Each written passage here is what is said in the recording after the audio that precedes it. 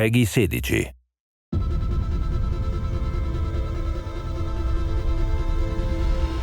Beyond Light kicks off the next trilogy of stories that we're trying to tell with Destiny. Players are going to go on a journey to discover the true nature of light and dark.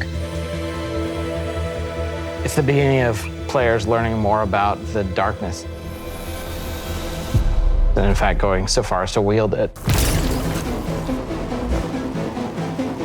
It's about leaving comfort and safety behind, walking a different road than one that you may have believed you were destined for. What makes something bad? What makes darkness dark? Who's right? Who wasn't? How are those learnings going to change the characters that you have gotten to know over the last 6 years?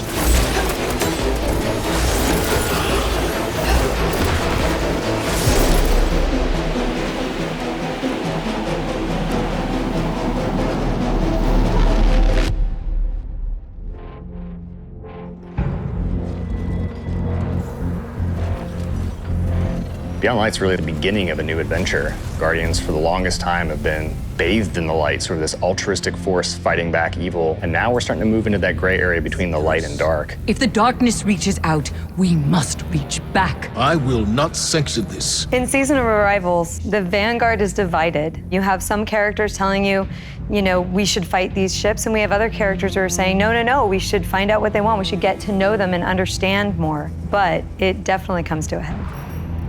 This next year in Destiny is really just about how all the different characters and factions are reacting to these disappeared destinations and what that means as the pyramids have arrived in our system, not for the first time, but for the second time.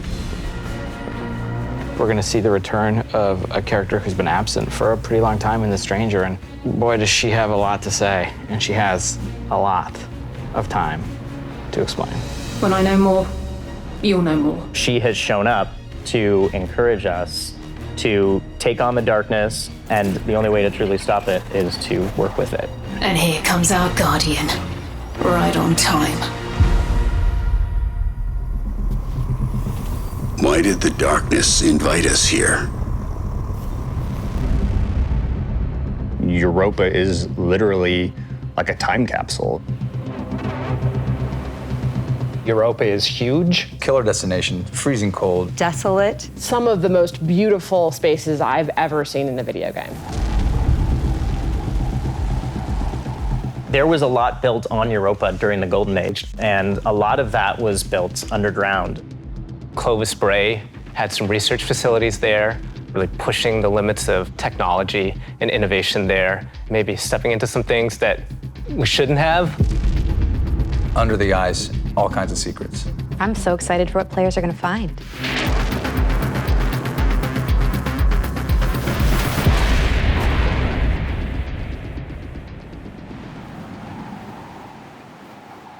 The storm on Europa was actually something we've wanted to do for a long time. We wanted it to feel harsh. The weather system is so awesome. Like, you're walking through an open space and all of a sudden things start happening. Coming across like Fallen or Vex for the first time, you can barely make out the glow in their eyes. The sound of the wind, the ice will change based on what the weather is looking like. You'll actually feel every piece of the environment changing around you to match the storm.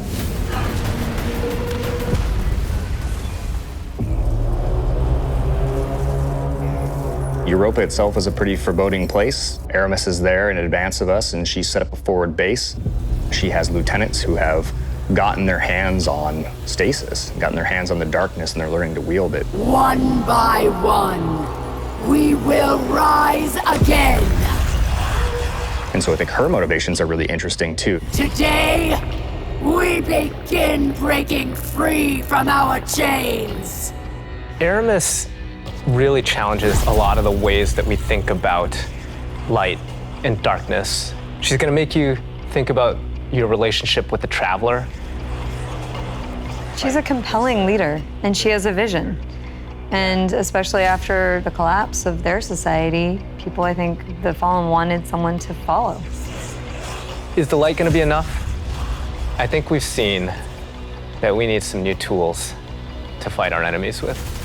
Maybe it's time to fight fire with fire, or ice with ice.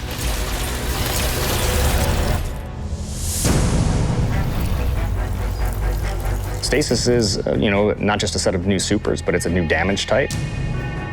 We've got Solar, Void, Arc, and now we've got Stasis.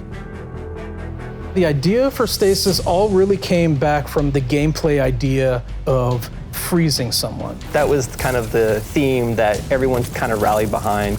Dima's an amazing concept artist, had some images that really kind of put us on the right path. What really was landing with that was the more crystalline notion. So when we say cosmic ice, that's kind of where the cosmic comes in. Once he freezes solid, I'm able to hit him again and just shatter him in pieces. The pieces break apart and explode into sharp shards that can damage you. So all of that kind of came together when we landed on that theme.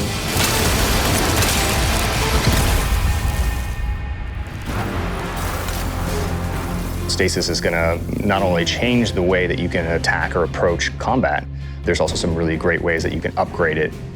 Then you start getting into like the more interesting parts, things that we're calling aspects and fragments, which are additional ways to modify your subclass. Aspects are a little bit more potent, and then the fragments are the things that are class agnostic, but depending on what your class is and depending on what your aspects are and how you want to play, you're probably going to be starting to select different ones in there. This is just the beginning for Stasis. We're going to continue to expand on it. We're just excited for players to get their hands on this.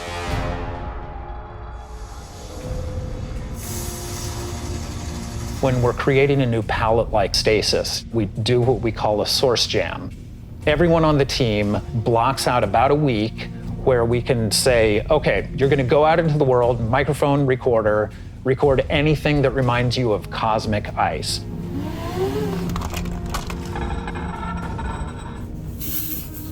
That gives us the palette that we can build the eventual sounds out of. I found personally that the best way to do it was at night. But doing screams, screeches, and blood-curdling yells is a little scary at night. Then I had a really rumbly stomach, and that also was recorded. There was also a breast pump.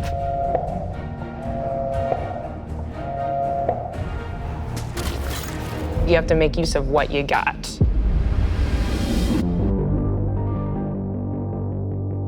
In Beyond Light, we have new exotic weapons for you.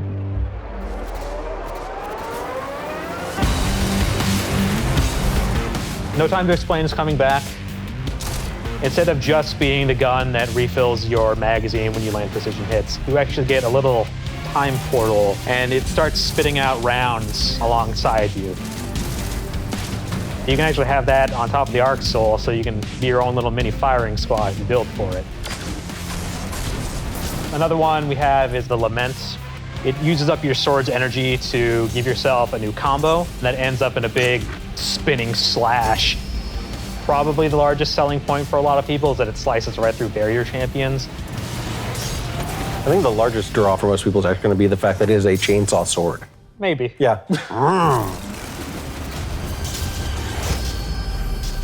For Beyond Light, we really wanted to create exotic armor pieces that formed a key part of your build around which all the other parts of your build could revolve. For example, the Titan gets the Icefall Mantle, which is a set of exotic arms that looks like it is crafted from Golden Age tech. When you activate it, you sort of slam your arms down, create a burst of stasis energy, and then you cover yourself in an overshield. The Warlock exotic is Necrotic Grip. If you are facing a wave of thralls running at you, you can nail them with your melee attack, and it starts to burst and sort of cascade through the whole group.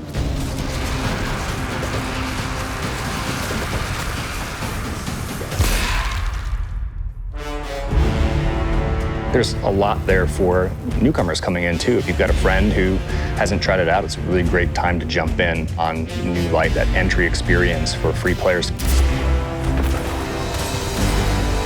Last year, when New Light launched, we brought back a small portion of the Cosmodrome. This year, we're bringing back a much larger portion of the destination.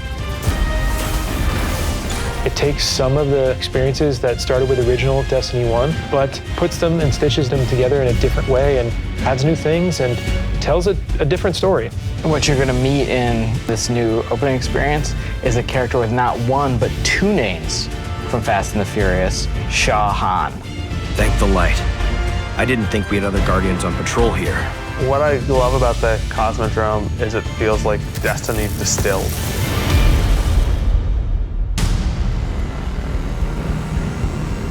Season of the Hunt picks up where Arrival's left off. Other forces are taking advantage of the darkness to make their move forward, including Xivu Arath, a sister of Oryx, and she's taking this opportunity to build up an army. And we're working with Osiris to try to stop her.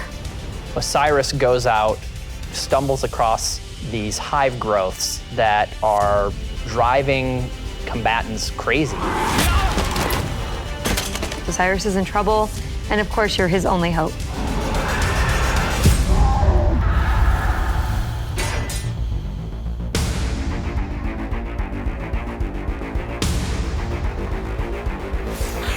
We warned you it was going to be dangerous down here. Impossible.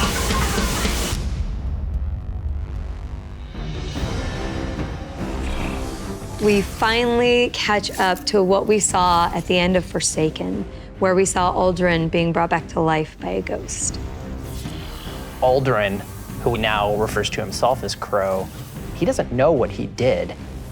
The slate's been wiped clean when he was resurrected as a Guardian. We know what he's done, and we know what he could be capable of doing. So now we're going to spend some time watching him go back and forth. And that's going to question how we look at him, how we look at ourselves, how we look at the light, how we look at darkness. In Season of the Hunt, we're partnering with the Crow and Osiris to take down the High Celebrant. It's creating these cryptoliths around the system, and those cryptoliths are attracting Elixian Cabal and corrupting them. So Xivu Arath is essentially corrupting herself an army, and it's our job to put a stop to it. I'm really excited to see Xivu Arath fleshed out more and to find out more about her relationship with Savathun and what that means for year 4 of Destiny. Savathun has been placing dominoes, and at the end of year 4, she's gonna knock down the dominoes. We're gonna see what she's been really up to. And so this year, she's putting the last pieces in place.